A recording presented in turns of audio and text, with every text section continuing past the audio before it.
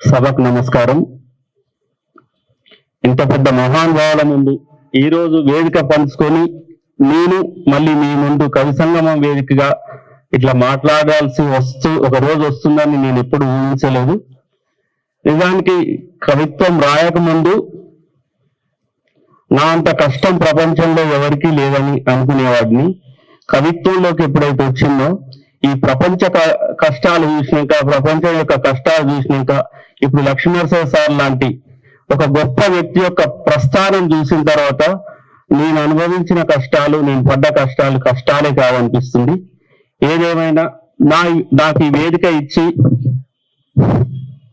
ఇక్కడికి ఆహ్వానించినందుకు, అదేవిధంగా లక్ష్మీనరసింహ సార్ గురించి కొద్దిగా మాట్లాడతా. ఫస్ట్, బలమైన వాక్యాల మూట, కొత్త తరానికి వెలుగుపూల బాట, బహుజనుల బతుకు జీవన పాట, నాతో పాటు వేదికపై ఆసీనులైన కవి విమర్శకులు, మార్గదర్శకులు లక్ష్మీనరసింహ సార్కి వర్తమాన కవిత్వ సంచలనం, అనీడతో తన జాడను బలంగా చాటిన కవయిత్రి సోదరి రూపా రుక్మిణి గారికి, మట్టిపూల పరిమళం, చెమట రంగు పతాకం, తెలంగాణ నుడికారపు అలంకారం తమ్ముడు జబ్బు వెంకటేష్ గారికి, తన చిరుగలాన్ని సవరించుకుంటూ లేత పదాల్ని సరిదిద్దుకుంటూ సాహితీ క్షేత్రంలో బొడిబొడి అడుగులేస్తున్న చిట్టి తమ్ముడు వంశీకి, చుక్క వంశీ ధృవతారల వెలగాలి, నా అక్షరాలకు రెక్కలిచ్చి నా పదానికి పదును పెట్టి నా వాక్యానికి ఎన్నుగర్రగా నిలిచి నా గొంతుకకు ఈ వేదికనిచ్చినటువంటి కవి సంగమానికి, శిలాలోలితమ్మకు, యాకూబు సార్కి నా యొక్క హృదయపూర్వక ధన్యవాదాలు. నిజంగా సార్ జర్నీ వింటుంటే నాకు ఆశ్చర్యం కలిగింది, అద్భుతం అనిపించింది. అంత గొప్పగా లేకున్నా కానీ ప్రతి వ్యక్తికి ఒక చరిత్ర ఉంటుంది. తన చరిత్ర తాను గొప్పగా అనిపిస్తుంది. కొంతమంది రాయగలుగుతారు, కొంతమంది రాయబడని కవిత్వాలు ఉంటాయి. ఆ విధంగా వాళ్ళతో పాటు సమానమైన గొప్ప గొప్ప చరిత్రలు కూడా ఉంటాయి. నిజంగా సారుకున్నటువంటి అంత జర్నీ నాకు లేకపోయినప్పటికి కూడా నాకు కొంత ప్రస్థానం ఉంది. నా గురించి ఇప్పుడు చెప్పుకుంటూ పోతే నా కవిత్వం అంటే ఎక్కువ కవితలు ప్రజెంటేషన్ చేయాలంటే నా గురించి ఇంట్రొడక్షన్ కొంచెం తక్కువ చెప్పుకోవాలనుకున్నా. నిజంగానే నేను చింతలతోవలో నా మతిలో మాటను ఫస్ట్ వాక్యం మొదలుపెట్టి ఆ ఒక్క వాక్యంలో చింతలతోవలో ఏం చెప్పబోతున్నా టోటల్ ఈ పుస్తకంలో అనే ఒక్క వాక్యంగా ఎలా వస్తుందని రాసినటువంటి వాక్యం, కాలికి తగిలిన గాయపు మచ్చలు చూసుకున్నప్పుడల్లా నడిచి వచ్చిన తొవ్వే యాదికొస్తుంది అంటూ చింతల తొవ్వ రూపంలో నేను వేసిన మొదటి అడిగే నాకిప్పుడు చింతలు బాపిన తొవ్వ అయింది. 4 పదుల తర్వాత విడిపోయిన బాల్యమిత్రుడు తిరిగొచ్చినట్టు కవిత్వం వచ్చి నా గుండె దర్వాజాకు తోరణపాకు కట్టింది. నిజంగా నా యొక్క కవిత్వ జర్నీ నాకే అది ఆశ్చర్యం. మునాస్ వెంకట్ గారి మాటల్లో చెప్పాలంటే కవిత్వం అనేది ఒక యోగాంశ. అది ఎప్పుడు ఎవరిని ఎలా కరుణిస్తుందో తెలియదు. నిజంగా నా ఇంట్లో నాకే తెలియదు, నేను ఇట్లా రాస్తా, నేను మళ్ళీ ఒక కవిగా వస్తా, ఈ వేదిక మీద నేను ఇట్లా మాట్లాడగలుగుతాను, నేను ఎక్స్పెక్ట్ చేయలేదు. నిజంగా అది ఈ సందర్భంగా తమ్ముడు తగుళ్ళ గోపాల్ గురించి కూడా చెప్పాలి.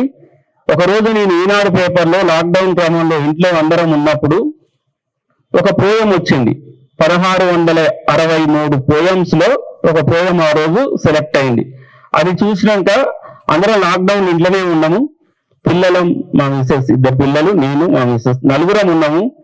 ఆ పోయం చదివిన తర్వాత నేను జస్ట్ ఊరికే అన్నా, 1663 కవిత్వంలో మంచిగా ఉంది ఆ కవిత, కానీ ఇంతకన్నా గొప్ప కవితలు లేకుండా వచ్చినాను. ఒక మాట ఎందుకు వచ్చిందో యథాలాపంగా నా పెదాల నుంచి వచ్చింది.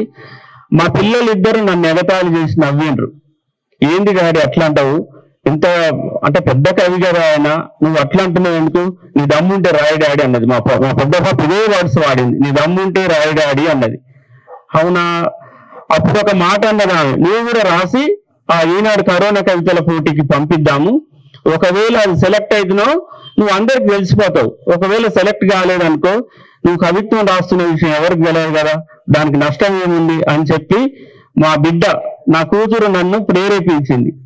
సర్లే చూద్దాం, ఇవి ఇంతగానం అంటుందిగా, లాక్డౌన్ లో పని కూడా ఏం లేదుగా అని చెప్పి శతాబ్దపు ఉత్పాతం, నా దృష్టిలో శతాబ్దపు ఉత్పాతమైనటువంటి వలస జీవుల వ్యతలను వలస వ్యతలు అనే రూపంలో ఏప్రిల్ 16వ తారీఖు రోజు ఈనాడు కరోనా కవితలకు పంపించడం జరిగింది. పంపించిన తెల్లారి మళ్ళీ అదే టైంకు లంచ్ టైంలో మేమందరం వరండాలో కూర్చొని అన్నం తింటున్నాం, కింద కూర్చొని అందరం. ఈనాడు ఆఫీస్ నుంచి ఫోన్ వచ్చింది, మీరు పంపినటువంటి కవిత ప్రోత్సాహక బహుమతికి సెలెక్ట్ అయిందని దాని సారాంశం. అసలు నాకు నమ్మలేకపోయినా, నిజంగా చెప్పాలంటే నాకు ఎటువంటి కవిత్వం నేపథ్యం లేదు. అప్పటి వరకు ఒక్క వాక్యం రాసినది కాదు, ఓన్లీ కవిత్వం మాత్రం చదువుతున్నా. అప్పుడప్పుడు కవిత్వం చదివేది, బట్ నేను ఎప్పుడు రాయలేదు. ఫస్ట్ పోయమే నాకు ఉమ్మడి రాష్ట్ర స్థాయిలో ప్రోత్సాహక బహుమతి రావడం అనేది నా అక్షరానికి ఒక ఆమోదం దొరికిందన్న ఒక ఆనందం నాకు కలిగింది. మా పిల్లలు కూడా చాలా ఆశ్చర్యపోయారు. నిజంగా నాకు అది సంతోషకరమైన రోజు. ఆ రోజు యాదృచ్ఛికంగా ఏమైందంటే, అదే రోజు తమ్ముడు తగుళ్ళ గోపాల్ రాసినటువంటి ఇంట్రడక్షన్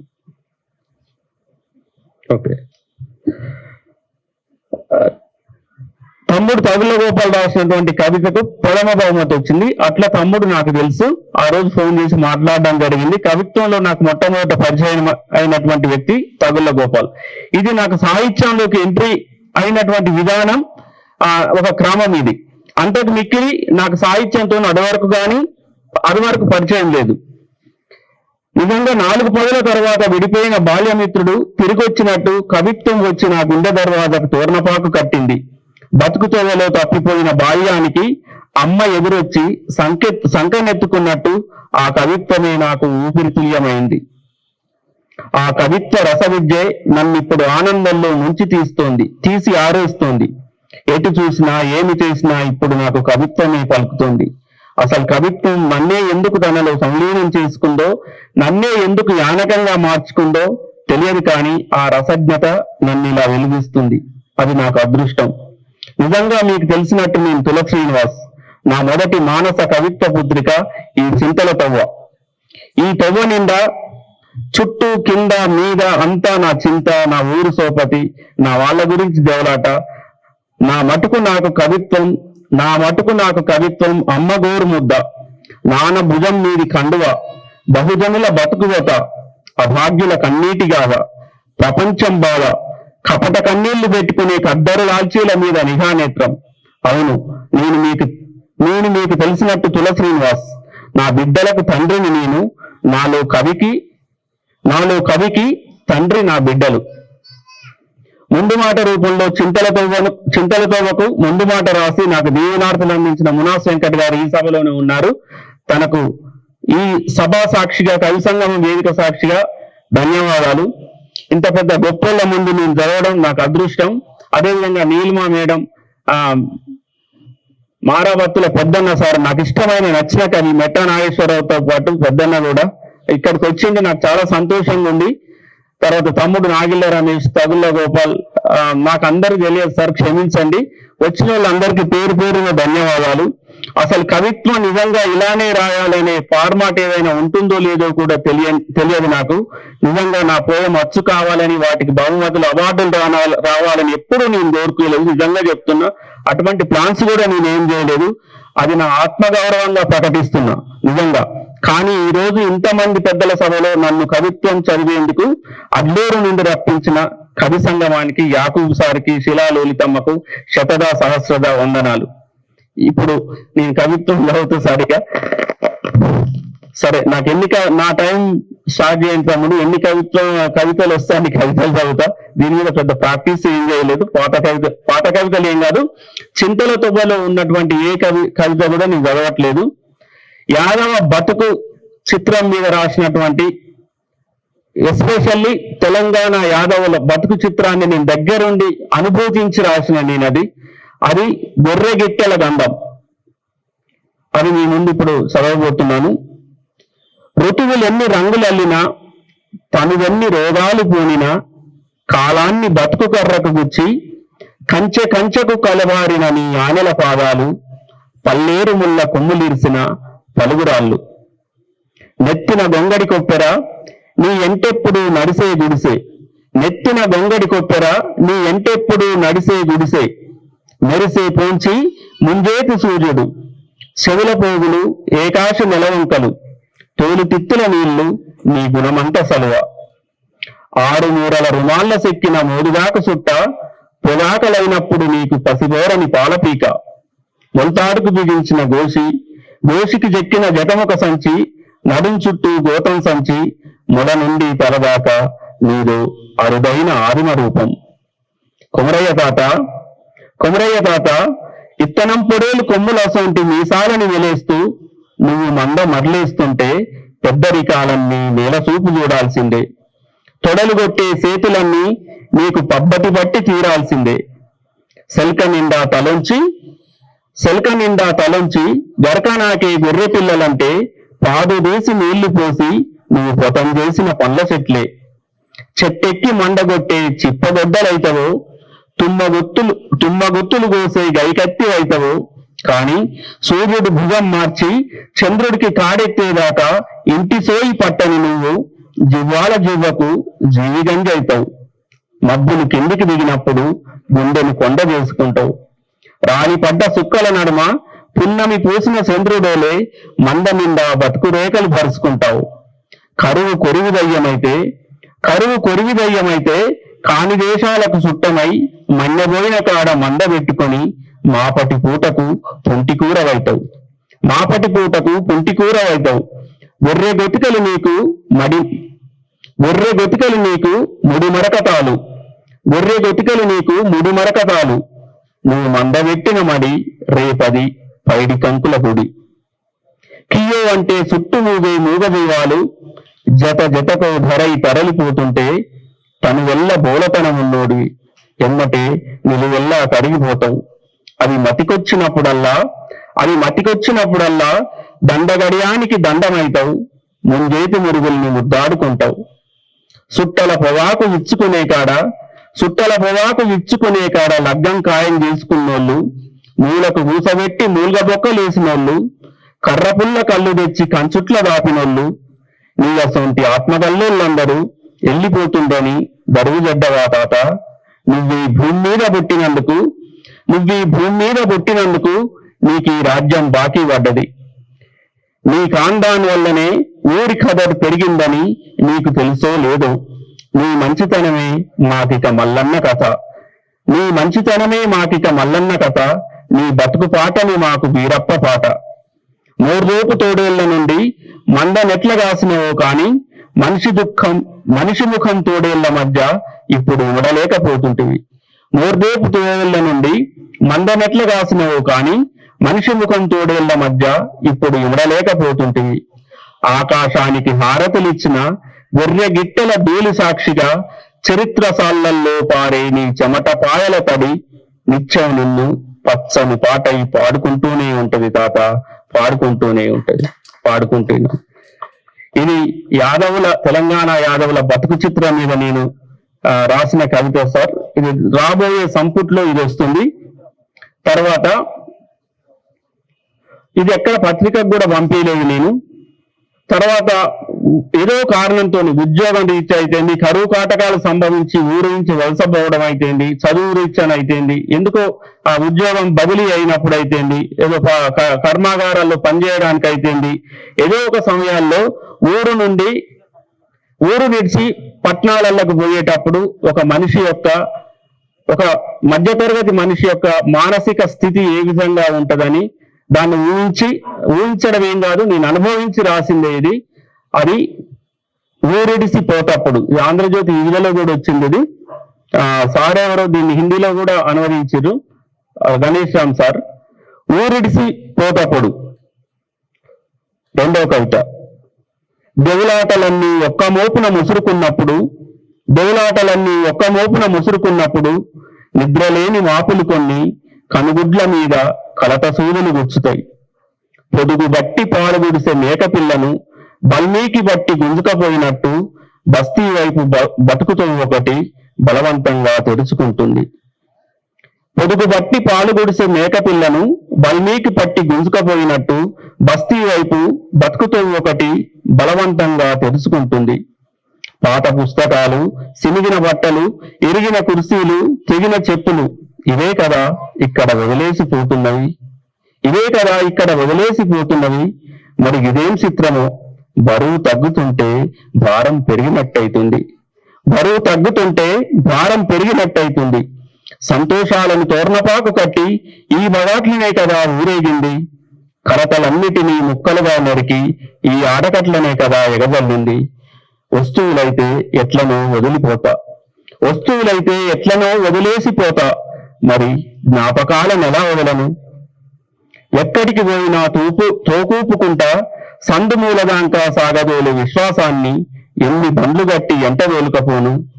ఎంతబడి ఉరికొచ్చిన లేగదూడ, ఎంతబడి ఉరికొచ్చిన లేగదూడ, నెనరుగా నాకిన తడి అచ్చులు, ఒళ్ళంతా నాకిప్పుడు కనిపించని పుట్టుమచ్చలు, ఒళ్ళంతా నాకిప్పుడు కనిపించని పుట్టుమచ్చలు. తిన్నవా నాయనా అని కడుపు నింపే ముచ్చట్లు, ఆపదకు సాపదకు అక్కడికొచ్చి సోపతులు, రేపీక నా పిల్లలకు చెప్పుకునే నీతి కథలు. తూప్రాసిలో ఊరవిష్కల అరుపులు, సాయమాని కింద బల్లపీట మీది బరువులు, యాదికొచ్చినప్పుడల్లా దించుకోలేని బరువులు. నీడను మోసిన నేలను గుండె పొరల్లో సర్దుకొని, శ్వాసలు తీసిన గాలిని తిత్తుల నిండా నింపుకొని, నెత్తురు పంచిన అమ్మను, నెత్తిన తిప్పిన అయ్యను ఎదపుటల్లో దుఃఖ పదాలుగా రాసుకొని, బతుకు పడవనెక్కి మెతుకు వేటకు పోతున్నా, బతుకు పడవనెక్కి మెతుకు వేటకు పోతున్నా. భారమైన గుండెతో ఇవాళ నేను నా ఊరిడిసి వెళ్ళిపోతున్నా. ఇది ఆంధ్రజ్యోతి విధిలో వచ్చింది సార్. ఒకసారి దర్భశయనం శ్రీనివాసాచార్య గారు తెలుగు యూనివర్సిటీలో ఏదో ప్రోగ్రామ్ లో ఈ పేపర్ కటింగ్ తీసుకుపోయి ఆ వేదిక మీద అప్పటి వరవరరావు నుంచి ఇప్పటి తులసి శ్రీనివాస వరకు అని ఈ పోయం చదవడం నాకు ఇది మర్చిపోలేని అనుభూతి సార్. ఇక్కడ సెలెక్ట్ చేసుకోవడం కూడా అదే కారణం. తర్వాత ఒక స్నేహానికే కాదు, మత సామరస్యానికి కూడా ప్రతీక. నిజానికి నాకు బెస్ట్ ఫ్రెండ్స్ ఒక 10 మంది లిస్ట్ రాస్తే దాంట్లో 6 ముస్లిం సోదరులే ఉంటారు. ఇక ఇప్పుడు నాకు వచ్చిన ఇక్కడ ఫ్రెండ్ నాకు మజారుల్లా అన్సారీ, నాకు చాలా క్లోజ్ ఫ్రెండ్, తమ్ముడు. వీడు నా లక్ష్మణుడు అని మన ఒకటి పెట్టిగా నేను చాలా ఇష్టమైన అటువంటిది నా క్లాస్మేట్ చిన్నప్పటి నుంచి మున్నాబాయి మీద రాసినటువంటి నెలపొడుపు. ఇది స్నేహానికి మరియు మత సామరస్యానికి ప్రతీక. ఇది కూడా ఆంధ్రజ్యోతి విజయలో వచ్చింది. ఆ పోయం కూడా మీ ముందు ప్రజెంట్ చేయబోతున్నా. కవితా శీర్షిక నెలపొడుపు. ఎప్పుడు అవకాశమైనా ఇవ్వకుండా 100 పుణ్యాలు లాగేసుకుంటావు. సలాం వాలేకుం రా మున్నాబాయి. ఈ భూమి మీద మన జన్మ ఒకే జన్మలో ఇచ్చినందుకే కాదు, ఈ భూమి మీద మన జన్మ ఒకే జమానాలో ఇచ్చినందుకే కాదు, మనిద్దరి ఊపిరి పురిపెట్టి ఒకే దారంగా అల్లినందుకు అల్లాకు వేల కృతజ్ఞతలు. ఇద్దరు శోకాలను ఒక్క శ్లోకంగా పాడుకున్నా ఈ జమీన్ ఎప్పుడు మన జన్మ మూలం అడగలేదు. ఇద్దరు శోకాలను ఒక్క శ్లోకంగా పాడుకున్నా ఈ జమీన్ ఎప్పుడు మన జన్మమూలం అడగలేదు. దసరా ఈద్ సంతోషాల్లో ఆలింగనం చేసుకున్న ఈ ఆస్మాన్ ఇప్పుడు మన మతం మతలబు మాట్లాడలేదు. నీ స్వరం నుండి సూరాలు సురధారలై జాల్వారిన, నా గొంతు నుండి వేదాలు గోదారిలా పొంగిపారిన, పరమార్థాన్ని తెలుసుకొని పరవశించిపోయాం. నీ గొంతు దాటిన ఏ మాటైనా తక్బీరులా నన్ను తాకి వెళ్తుంటే నా జిందగీ పురా రుకు చేస్తూ నీ రోకు మోకరిల్లాలనుకుంటది. మగ్రీబ్ నమాజ్ అయిపోగానే, సార్ ఇదే మగ్రీబ్ నమాజ్ టైంకి వస్తుంది, చాలా సంతోషంగా ఉంది. మగ్రీబ్ నమాజ్ అయిపోగానే మీనార్ల నడుమ నెలపొడుపు తరీఖ నిర్మలమైన ముఖంతో నువ్వు నడిచొస్తుంటే పెద్ద మసీదు కాడ పాండబ్బానై ఎదురు చూసేది. దానాదులతో పోరులో మన క్రికెట్ దోస్తులు గుచ్చే అనుమానపు చూపులకు నీ సుర్మా కళ్ళల్లో సుడులు తిరిగే పవిత్ర గంగాజలం నన్ను తడమాకే కదరా ఆనంద బాష్పాలయ్యేవి, నన్ను తడమాకే కదా. ఫలితమాశించని పరోపకారమే కర్తవ్యమని ముందుకు సాగే నిష్కామ కర్మయోగివి, ప్రతి ఆపదలో సోపవయ్యే మారువేషంలోని కుదావు, కాల వ్యాఖ్యానాలకు తట్టుకొని పుటలు పుటలుగా కొట్టుకున్న స్నేహ గ్రంథం మనది. కోల్పోవడానికి ఇంకేం లేదు జీవితం తప్ప అనుకున్నప్పుడు నువ్వు నాకు భగవద్గీత. తరాలకు తరగని ఆస్తులుండి రేపటి ఫికర్ని దాటలేని అమీర్లున్న నేటి తరుణంలో చివరి రూపాయను చిరునవ్వుతో త్యాగం చేసే నీ ధైర్యానికి అర్థశాస్త్రమే అబ్బురపడుతుంది. మస్కట్ల తెచ్చిన బంగారం అంతా మాటైనా చెప్పకుండా తక్లీఫ్ లో ఉన్న నా కోసం తాకట్టు పెట్టిన నీ ప్రేమ బరువును ఏ వాక్యాలు మోయగలవురా, ఏ వాక్యాలు మోయగలవు. లేవగానే కళ్ళద్దుకునే నా అరచేతి పుట్టుమచ్చలో నీ నమాజ్ కా నిషాని దర్శించాకే నా రోజు మొదలవుతుంది. నీ దువా చేతులు నా భుజాన తువాలైనందుకు నా నసీబుకు ఖుషి అయ్యాను. నా ఆకలి రోజులన్నీ నీకు రోజాలైనందుకు ఈ కాలానికి రుణపడ్డాను. యుగాంతాలకు క్షయం కాని మన స్నేహ పునాదుల మీద దేశ పతాకం రెపరెపలాడాలి. అప్పుడిక మిగిలేవి సూర్యుడు చంద్రుడు మన స్నేహం. సూర్యుడు చంద్రుడు మన స్నేహం. అవకాశం ఇస్తే ఒక్క పోయం చదువుతా సార్ ప్లీజ్. అవునా, చిన్న పోయం ఇది.